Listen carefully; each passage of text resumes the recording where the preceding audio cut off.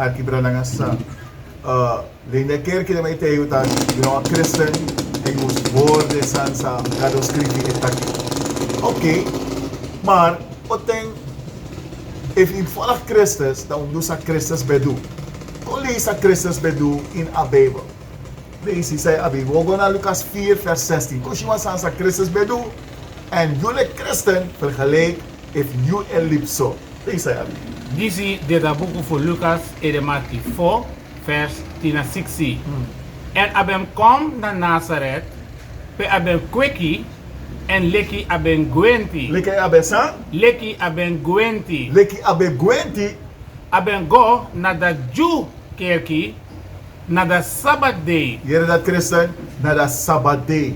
Tanga day tide a Sabbath day na Sabado, Satra. Dus dat na a day, voor hoorde werd voor kado en voor kerkie.